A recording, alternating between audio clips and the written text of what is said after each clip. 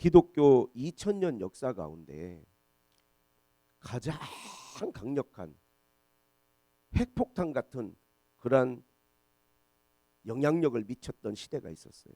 그것이 바로 초대교회 시대입니다. 초대교회의 부흥은 우리가 상상도 할 수 없는 놀라운 부흥을 일으켰어요.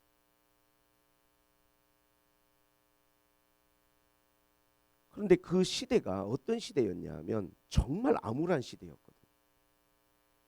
2000년 전에 예수님 십자가 죽으시고 부활하시고 난 다음에 그 당시에 이스라엘 상황이라는 건 굉장히 암울했어요. 전염병이 난무했습니다. 그리고 로마의 강압적인 식민 지배 때문에 모든 백성들이 고열을 짜내면서 핍박을 받고 살았어요. 신앙의 자유도 없었습니다. 뿐만 아니라 경제적 상황은 소수의 어떠한 그런 계층을 빼놓고는 얼마나 어렵고 힘든지 몰라요. 그런데 이 모든 상황, 이 모든 시대를 온몸으로 살아가면서도 그리스도인들은 너무나 선한 영향력과 큰 부흥과 큰 기쁨을 그들이 하나님 앞에 누렸습니다. 그게 어떻게 가능했느냐? 그 어렵고 암울한 시대에 어떻게 그런 영향력과 폭발적인 부흥과 하나님의 역사들을 경험할 수 있었느냐? 그들은 그 모든 상황 속에서도 그 모든 것들을 긍정적으로 보는 놀라운 하나님 앞에 그러한 비전과 그러한 시각을 갖게 됐어요. 이 긍정적으로 보는. 어떻게 이 2000년 전에 그리스도인들이 그 어렵고 힘든 암울한 시대를 긍정적으로 볼 수 있는 그러한 마음속에 믿음과 비전이 생겼느냐? 바로 오늘 본문에 나오는 예수님의 부활 사건이었어요. 그들은 예수 그리스도를 만나고 복음을 알고 주님의 부활 사건을 경험하고 난 다음에 그들이 처해 있는 모든 이 삶의 이야기, 그들이 당면한 현실적인 모든 것들이 자기들의 삶의 한 부분밖에 되지 않는다는 것을 알게 됐어요. 더 큰 삶의 이야기가 있는 거예요. 내가 눈으로 보고 있고 내가 지금 겪고 있는 이것보다 더 큰 삶의 이야기가 있고 더 우주적인 이야기가 있고 더 영원한 이야기가 있다는 것을 알게 된 거예요. 지금 내가 겪고 있는 모든 것이 내 삶의 전부인 것처럼 느끼면 결단코 긍정적인 마음을 가지고 그들이 은혜를 누릴 수 없어요.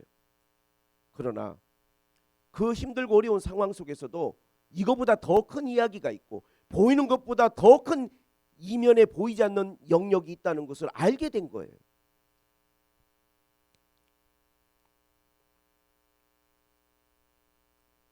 그들은 현재의 고난과 시련을 그저 자신들이 살고 있는 삶의 전부로 보지 아니하고 한 부분으로 볼 수 있는 놀라운 하나님 앞에 그러한 비전이 생겼어요.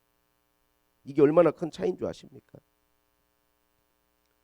사람들의 삶이 힘든 이유는 뭐냐면 지금 내가 겪고 있는 고통이 삶의 전부로 느껴지기 때문에 그런 거예요. 그리고 가장 사람들의 마음속을 불안하게 만드는 것은 지금 내가 겪고 있는 이 힘들고 어려운 상황이 계속될 거라고 하는 마음에 불안함을 갖고 있기 때문에 사람이 더 우울한 거랍니다. 모든 사람들이 코로나를 거치고 경제적 어려움을 거치고 여러 가지 상황들을 거치면서 우울함과 공황장애와 많은 정신적인 우리가 힘들고 어려운 시간을 겪는 이유는 이것이 내 삶의 전부처럼 느껴지고 이 시간이 굉장히 길 거라고 하는 막연한 두려움이 있기 때문에. 그런데 초대교회 성도들은 마음속에 이거보다 더 큰 이야기가 있고 더 우주적인 이야기가 있고 더 영원한 것들이 있다라고 하는 것을 알게 되고 그것에 대한 확신을 가지게 됐어요. 이것은 그들에게 무한한 긍정적인 마음을 갖게 했습니다. 다른 종교도 내세를 이야기할 때 더 나은 세상이 있다는 막연한 이야기들을 합니다. 그러한 기대를 갖고.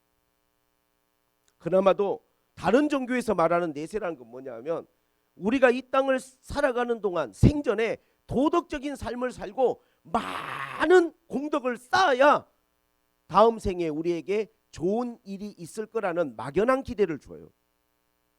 그런데 기독교에서 말하는 희망, 기독교에서 말하는 부활의 이야기는 헬라어로 엘피다라고 하는 단어인데 그냥 희망이라고 번역하기에는 너무나 큰 뜻이 있어요. 뭐냐? 깊은 확신입니다. 깊은 확신. 우리 기독교인들은요, 막연한 좋은 것이 있을 거라고 하는 기대를 가지고 내 인생을 거는 것이 아니에요. 적어도 2000년 전에 초대 그리스도인들은요, 그들의 마음속에 굉장한 확신을 갖게 되는 놀라운 사건이 있었어요. 그것은 뭐냐? 바로 부활의 사건입니다. 그리고 그 부활로 말미암아 일어난 놀라운 영광이에요. 그들은 마음속에 확신을 갖고 있었어요. 깊은 확신입니다. 우리의 몸과 영혼이 부활을 하면 회복된 새하늘과 새 땅에서 주님과 더불어 영원히 다스리게 될 거라는 굉장한 큰 기대와 확신을 갖게 됐어요. 사실 그들이 예수님을 따라다니는 3년 반 동안 제자들은 이 땅에서 뭔가 이루어질 줄 알았어요. 그 기대가 굉장히 컸어요. 예수님 왕이 될 거라고 생각했고 메시아의 왕국이 세워지고 다윗 때와 같은 이스라엘의 회복이 일어날 거라는 기대를 갖고 주님을 따라다녔어요. 그런데 예수님의 십자가는 그 기대를 무너뜨렸죠.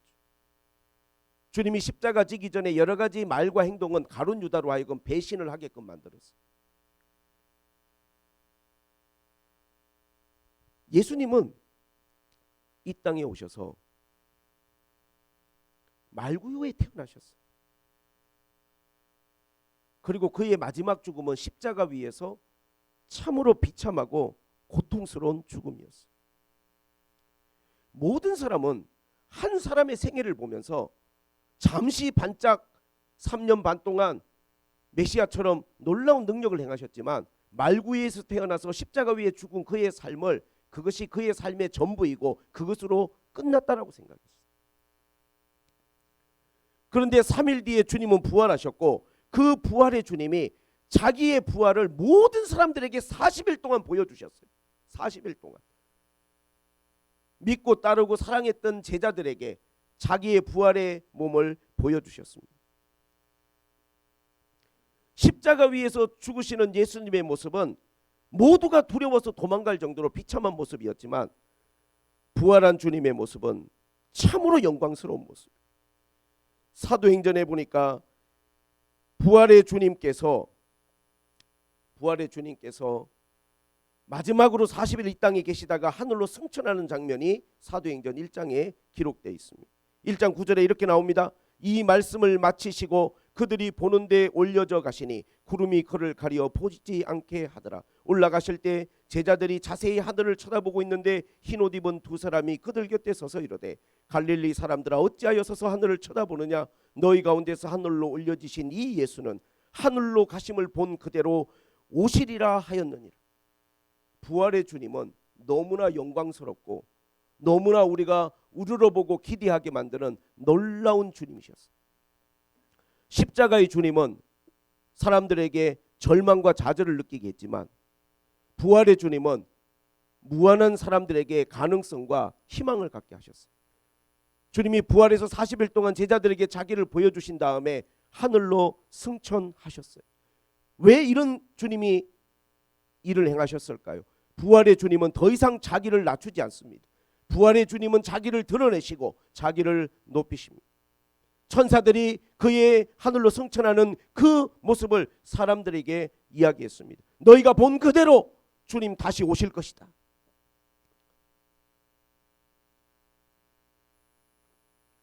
이 예수님의 부활 사건은 그리스도인들에게 완전히 다른 시각을 갖게 했어요. 부활이 있다라고 하는 것을 믿게 만들었고 그 부활이 얼마나 위대하고 영광스러운 것인가에 대한 그들의 마음속에 희망을 갖게 했어요. 이 땅의 메시아 왕국이 아니라 저 하늘의 하나님의 나라가 이루어지고 성취될 거라고 하는 큰 기대와 소망을 가지게 만들었습니다. 한번 생각해 보세요. 불과 며칠 전에 모든 백성은 화가 나 있었어요. 예수를 십자가에 못 박으라. 예수를 십자가에 못 박으라. 사형을 시켜라. 사형을 시키라고 외치는 군중들의 제목이 뭐냐? 신성모독. 사람이 되어가지고 인간의 몸을 가진 자가 자칭 하나님이라 칭하는 저자의 생명을 끊어라. 십자가에 못 박으라. 신성모독자다. 제자들조차도 예수님의 제자라고 하는 자기의 정체를 드러내지 못하고 두려워다 숨었어요. 이 성난 군중들, 이 화난 군중들, 예수를 십자가에 못 박으라고 이 소리치는 군중들이 불과 얼마 지나지 않아서 십자가의 군병들이 되고 복음의 사역자들이 되어서 놀라운 부흥의 물결을 일으킵니다. 이 짧은 시간 안에 도대체 어떻게 이 민심이라는 것이, 어떻게 사람들의 마음이라는 것이 이렇게까지 180도로 달라질 수 있을까요? 부활 사건입니다. 주님의 부활은 모든 것을 한 번에 바꿔놓았습니다. 주님의 부활은 사람들에게 더 큰 세계관을 갖게 했고 더 위대한 세상을 볼 수 있는, 보이지 않는 영역을 바라볼 수 있는 그 눈을 열어주었습니다. 이것이 부활입니다. 그리고 또 하나 중요한 사건이 성령 강림입니다. 부활하신 주님이 10일 만에 성령으로 제자들의 마음 가운데 임재하셨어요. 주님이 부활하셨기에 성령이 각 사람의 마음 가운데 놀랍게 부어졌습니다. 이 주님의 부활 사건과 성령 임재 사건은 완전히 사람들의 마음을 새롭게 만들었어요. 어떻게 새롭게 만들었느냐? 첫째, 삶을 영원한 관점에서 보게 됐어요. 그 전까지는 죽음이 끝이라고 생각하고 죽음이 끝이기에 사는 동안 잘 살고 누리고 살고 편안히 사는 게 최고라고 생각했는데 이제 주님의 부활과 더불어 삶을 영원한 관점에서 바라볼 수 있는 그들에게 그러한 믿음이 생겼습니다. 그리고 또 하나는 지금까지는 나에게 일어나는 모든 게 내 삶의 전부라고 느껴지기에 힘들고 어려운 것들을 긍정적 해석을 할 수 없었는데 예수님의 부활은 모든 사건들을, 모든 일들을 하나님의 관점과 하나님의 섭리라고 하는 관점에서 볼 수 있는 그들에게 지평을 열어주었어요. 이 모든 것들이 하나님의 섭리 안에서 구원을 이루고 하나님의 뜻을 이루고 위대한 승리를 이루기 위한 하나의 과정과 여정이었을 뿐이라는 것을 받아들이면서 그들의 마음에 무한한 긍정의 마음이 생겼어요. 그전에는 어떤 사건이 일어나면 그 사건이 전부로 느껴지는 거예요. 그래서 감당하기가 어려워요. 힘든 일이 일어나거나 속상한 일이 일어나면 그냥 힘들고 속상한 걸로 끝나는 것입니다. 그런데 예수님의 부활 사건은 그들에게 어떤 마음을 주었냐면 어떤 일이 일어나더라도 거기에 하나님의 뜻이 있을 거야. 하나님의 섭리가 있을 거야. 하나님은 뭔가를 계획하실 거야. 뭔가 하나님은 위대한 일들을 준비하고 계실 거야 라고 하는 그러한 비전과 가능성을 보게 되었다는 거예요.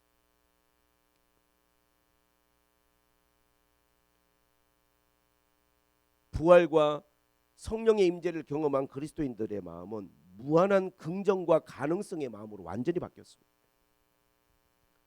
여러분, 그리스도인과 비그리스도인의 극명하게 갈리는 차이점이 있다면 비그리스도인들은 어떠한 사건이나 어떠한 일들이 일어날 때 그것을 해석하고 바라보는 것이 지극히 현실적입니다.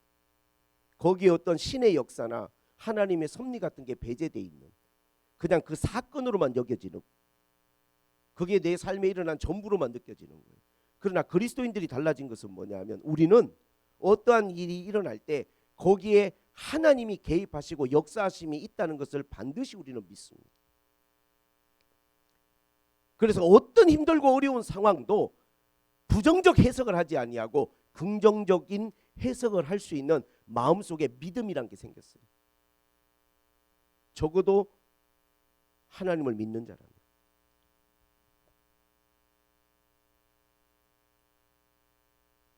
어떤 경우라도 부정적이지 않습니다. 왜냐하면 나는 부족하죠.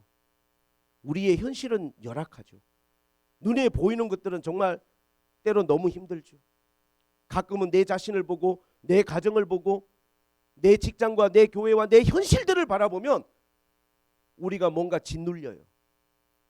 근데 부활과 주의 성령의 임재는 이 모든 현실 가운데 함께 하시는 하나님을 보게 만들고 그 모든 가운데서도 길을 여시고 구원을 이루시는 하나님의 사랑과 능력을 보게끔 만들어요. 할렐루야. 언제나 성경은 그랬습니다.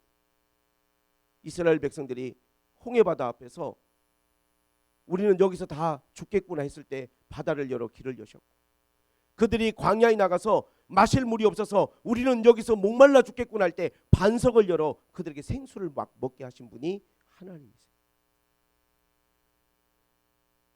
이스라엘 백성들은 이러한 성경의 이야기를 정말 구약에 일어난 위대한 사건으로만 생각했어요. 그런데 예수 그리스도가 부활하시고 그 부활의 주님이 사람들에게 자신을 나타내시면서 이게 이제 나에게 경험되어지고 나의 이야기가 되기 시작했어요. 나의 이야기. 우리는 예수님의 부활 사건을 바라보는 우리의 마음은 이것이 역사적으로 일어난 사건이라는 것에 주목을 해야 됩니다. 이건 정말 일어난 사건, 여기에 어떤 교훈을 찾기 이전에 정말로 주님은 부활하셨어요. 주님이 부활하신 몸을 고린도전서 15장에 보면 많은 제자들에게 40일 동안 보여주신 이야기가 증언되어 있습니다. 뿐만 아니라 마태복음 27장의 53절에 귀한 말씀이 기록되어 있는데, 예수님께서 죽으신 후에 부활하실 때 많은 성도들의 부활이 있었다는 기록을 마태가 하고 있습니다. 무덤이 열렸다는 거예요. 많은 사람들이 예수의 부활과 함께 부활한 사람들이 그 당시에 있었다고 마태복음 27장 53절에 기록합니다. 그리고 그들이 그 부활한 사람들이 분명히 장례를 끝냈는데 부활해서 성전에 들어가 사람들에게 자기 몸을 보여줬다는 거예요. 왜 이 사건이 일어났느냐? 예수님은 부활의 첫 열매지만 이게 예수 한 분에게만 일어날 사건이 아니라 그 당시와 미래를 살아가는 우리들에게 일어날 사건이란 걸 주님이 확신시켜주기 위해서 이 사건이 일어난 것입니다. 부활은 역사적인 사실이고 역사적인 사실이기에 우리에게 강력한 메시지를 주고 있습니다.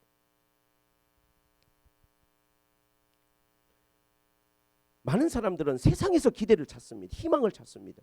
여러분, 세상에는 희망이 없습니다. 세상은 갈수록 악해질 것이고 세상은 갈수록 더 이기적이어질 거예요. 디모데후서는 경고합니다. 말세가 되면 사람들이 자기를 사랑하고 돈을 사랑하고 경건하지 아니하고 배반하고 배신하고 쾌락을 즐겨하기를 하나님 사랑하는 것보다 더할 것인 그런 시대가 올 거라는 거예요. 어떤 정치인이 나타나고 어떤 사람이 나타나서 이 세상을 더 나은 세상으로 만들 가능성이 있다고 저는 생각하지 않습니다. 물론 우리가 어떠한 선거를 한다든지 할 때는 정말 기도하시고 여러분이 영적 지각을 가지고 소중한 한 표를 행사하셔야 됩니다. 하지만 여러분, 예수 그리스도가 아닌 어떤 사람이 우리의 삶을 더 나아지게 만들 거라는 것은 사실이 아닙니다. 오직 우리의 단 하나의 희망이 있다면 그건 예수 그리스도십니다. 할렐루야. 예수님만이 우리를 나아지게 할 것이고 우리를 위대하게 만들 것입니다. 예수님의 부활 사건은 우리에게 그러한 가능성과 그러한 믿음을 갖게 하는 것입니다. 어느 유명한 스님이 수많은 사람들을 모아놓고 강연을 하는 자리에서 어떤 분이 질문을 던집니다. 우리 죽은 어머니가 자꾸 꿈에 나타나요. 마음이 너무 힘들고 불편해요. 편하시지가 않은 건지 마음이 너무 불편합니다. 조언을 좀 해주세요 했더니 그분의 말씀이 그거예요. 좋은 데 가셨다고 믿으세요. 그렇게 믿으시는 것이 여러분에게도 낫지 않겠어요? 말이야 이게 뭐야? 아니 여러분, 그런 거를 희망과 기대라고 붙들고 살아가는 사람들이 있습니다. 저는 수많은 장례식장에 가죠. 예배를 드리기도 하고 조문을 하기도 하는데 모든 사람들은 좋은 곳에 가서 편히 쉬라는 그러한 희망의 메시지를 전하지만 기독교의 희망은 그런 막연한 그러한 애매한 희망이 아닙니다. 적어도 2000년의 그리스도인들은 예수님의 부활 사건과 성령의 강림으로 말미암아 마음속에 강력한 확신을 갖게 됐어요. 우리의 미래가 어떠할 것이라고 하는 것을 그들은 확실하게 기억하고 붙들고 그들은 생각하게 되었어요. 우리가 이 땅을 살아가고 삶이 끝나는 순간 우리는 주와 함께 그 부활의 영광에 참여하고 주와 함께 한 상에서 먹게 되고 언젠가는 새하늘과 새 땅에서 그분과 함께 다스리게 될 거라는 막연한 기대가 아니라 구체적이고 확실하고 분명한 그들에게는 희망을 붙들게 된 것입니다. 그래서 초대교회 성도들을 만나면 그 암울한 시대에도 부정적이지가 않아요. 무슨 한탄하고 원망하고 불평하는 것이 아니라 그 부활의 신앙을 붙들고 무한한 긍정의 마음을 가지고 하나님의 역사를 기대하면서 그들이 자기의 삶을 기도하면서 믿음으로 나아갑니다. 그런데 여러분, 그런 기대로 끝난 게 아니라 초대교회는요, 놀라운 하나님의 역사가, 성령의 개입하심이 성도들의 삶에, 가정에, 교회에 부어졌어요. 할렐루야. 폭발적인 부흥이 일어났고 하나님의 사람들을 위대하게 사용하셨습니다. 오늘 사도 바울은 우리에게 질문을 던집니다. 예수님의 부활 사건과 초대교회 성도들이 가졌던 이 부활에 대한 무한한 긍정과 희망의 마음이 오늘 여러분들에게도 있는지 우리에게 물어봅니다. 사도 바울은 빌립보서에서 말합니다. 너희 안에 이 마음을 품어라. 중요한 것은 우리가 지금 예수님과 연합되어 있고 연결되어 있는가, 우리가 초대교회 성도들과 단절된 것이 아니라 그들이 가졌던 희망과 그들이 가졌던 비전과 그들이 가졌던 믿음을 우리도 같이 공유하고 있는가, 우리가 그들과 연합되어 있는 사람인가라고 하는 지점이 중요한 부분입니다. 주님과 우리가 연합되는 그 연합에 오늘 우리에게 던지는 질문은 너희 안에 이 마음이 있냐는 거예요. 너희 안에 이 마음이 있느냐. 예수의 마음. 주님은 이 부활의 영광과 이 놀라운 이름, 오늘 여기 말씀해 보니까 부활의 주님은 하나님이 그를 지극히 높여 모든 이름 위에 뛰어난 이름을 주사 하늘에 있는 자들, 땅에 있는 자들, 땅 아래 있는 자들 모든 무릎을 예수 이름에 꿇게 하시고 모든 입으로 예수를 주라 시인하게 하시는 이 놀라운 영광의 자리에 가시기 전에 주님은 자기를 낮추시고 종의 형체를 가져 죽기까지 복종하시고 십자가에서 죽으시는 이러한 이 땅에서의 시간들을 가지셨다는 거예요. 여러분, 만약에 여러분들이 주님을 섬기면서 예수님 때문에 여러분들이 흘리는 땀이 있고 눈물이 있고 여러분이 예수님 때문에 수고한 수고가 있다면 그것으로 기뻐하시기를 저는 부탁을 드립니다. 왜냐하면 우리가 주님의 고난에 참여하고 있고 또한 우리에게 부활의 소망이 있다는 거예요. 정말로 부활의 소망을 가진 사람들은 자기 자신의 마음을 한없이 겸손하게 만듭니다. 나에게서는 그런 가능성과 그러한 희망을 볼 수 없어요. 사람에게 그게 있는 게 아닙니다. 사람은 다 거짓되고 사람은 다 죄인이라고 로마서 3장은 우리에게 이야기하고 있습니다. 모든 사람이 죄를 지었고 의인은 없나니 하나도 없어요. 사람에게서 희망을 찾지 마시고 주님에게서 희망을 찾으시고 부활에서 희망을 찾으시기를 주님의 이름으로 축복을 드립니다. 그 부활의 희망을 가지고 그 부활의 믿음을 가지고 살아가는 사람들의 마음 속에는 그리스도의 마음이 있어요. 그리스도의 마음. 한없이 자기를 낮추고 겸손한 마음이죠. 자기를 드러내고 자기를 높이려고 하지 않습니다. 왜냐하면 부활을 알기 때문이에요. 정말로 하나님의 영광과 그 영광의 무게를 아는 사람들은 지금의 내가 낮아지고 하나님 앞에 헌신하는 시간들이 결코 하나님 앞에 희생으로 끝나는 것이 아니고 이것이 하나님 앞에 얼마만큼의 영광의 무게가 되고 가치가 될 거라는 것을 생각하면서 하나님 앞에 드리는 것입니다. 사도 바울은 생각지 못한 많은 일들을 겪었어요. 감옥에 갇히기도 하고 매를 맞기도 하고 생각지 못한 위험이 너무나 그에게 많이 다가왔어요. 그러나 어떤 상황에 처하든지 부정적 해석을 하지 않습니다.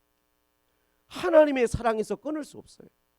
내가 사람들에게 찌꺼기 같은 대접을 받고 꼬꾸라짐을 당하고 사람들에게 어떤 일을 당해도 그것이 나의 가치를 떨어뜨릴 수 없다는 것을 알게 됐어요. 왜? 그는 예수님의 십자가를 통과했고 부활의 소망을 붙든 사람이에요. 할렐루야. 이러한 삶을 사는 사람들에게 사단은 역사할 수 없습니다. 오늘 베드로는 우리에게 말합니다. 너희 안에 이 마음을 품으라. 예수 그리스도의 마음, 자기를 비우고 겸손하고 희생한 이 삶이 그의 삶의 전부가 아니라 그의 삶의 지극히 일부분일 뿐이고 하나님이 예수 그리스도를 우리의 구주로, 우리의 왕으로, 우리의 주님으로 높여주시고 영광을 받게 하신 이 놀라운 것이 바로 우리가 알지 못하는 이야기의 이면이고 하나님의 영광이라는 거예요. 오늘 그리스도인들이 이것을 바라보고 우리가 믿음의 길을 걸어가는 것입니다. 베드로는 오늘 여기에 대해서 우리에게 이렇게 정언하고 있습니다. 베드로전서 1장의 초대교회 성도들에게 전하는 메시지는 놀랍습니다. 1장 3절에 말합니다. 우리 주 예수 그리스도의 아버지 하나님을 찬송하리로다. 그의 많으신 국률대로 예수 그리스도를 죽은 자 가운데서 부활하게 하심으로 말미암아 우리를 거듭나게 하사 산 소망이 있게 하시며, 이제 정말로 위대한 소망을 붙들게 하셔서 예수님의 부활하심으로 말미암아 주님의 부활은 우리에게 소망을 갖게 하고 우리에게 무한한 가능성을 갖게 만들었습니다. 21절입니다. 너희는 그를 죽은 자 가운데서 살리시고 영광을 주신 하나님을 그리스도로 말미암아 믿는 자니 너희 믿음과 소망이 하나님께 있게 하셨느니라. 우리는 예수 그리스도의 부활을 통하여 하나님을 믿는 거예요. 하나님이 얼마나 위대하신 분인지 여러분이 바라보고 있는 것은 결코 전부가 아닙니다. 여러분이 어떤 것을 보고 어떤 걸 느꼈든지 그것은 작은 한 조각이고 부분일 뿐입니다. 거기에 여러분의 마음 전부, 여러분의 생각 전부를 쏟지 마십시오. 아무리 속상하고 힘들고 여러분들의 마음이 상하는 그러한 어떠한 일들이 있을지라도, 아무리 힘들고 어려워도 그것은 여러분의 삶의 지극히 작은 한 조각뿐일 거라는 것을 믿으시기를 바랍니다. 왜냐하면 예수 그리스도의 부활하심으로 말미암아 이제 우리의 믿음을 하나님께, 우리의 소망을 하나님께 있게 했다는 거예요. 오늘 말씀이 베드로전서 1장 21절. 그리스도로 말미암아 믿는 자니 너희 믿음과 소망이 하나님께 있게 하셨느니라. 할렐루야. 소망이 하나님께 있습니다, 여러분. 소망이 하나님께 있어요. 사람에게 있는 것이 아니라 하나님이 하십니다. 하나님께서 이루실 겁니다. 하나님을 붙들고 여러분 끝까지 승리하는 여러분들이 되시기를 주님의 이름으로 축복을 드립니다.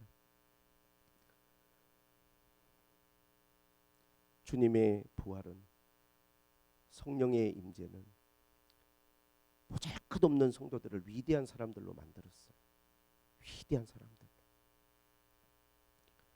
오늘 이 부활절 예배를 통해서 여러분도 여러분의 삶과 이 세계를 작은 한 부분으로 보고 더 큰 세계와 더 영원한 세계와 더 놀라운 하나님의 섭리가 있다는 것을 믿고 바라볼 수 있는 그런 부활의 은혜가, 하나님의 소망이 여러분들에게 임하시기를 주님의 이름으로 축복을 드립니다. 주님의 마음을 품고 그 영광을 바라보며 여러분 나아가시기를 축복합니다. 할렐루야. 하나님 아버지,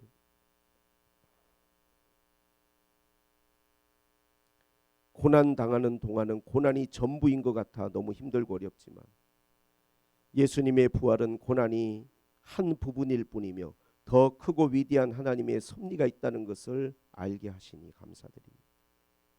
오늘 우리 사랑하는 샘물결교회 성도들이 막연한 기대와 희망이 아닌 내 삶에 대한, 내 미래에 대한 확실한 희망과 소망을 붙들고 나의 미래와 소망을 하나님께 둘 수 있는 귀한 은혜가 있게 하여 주옵소서.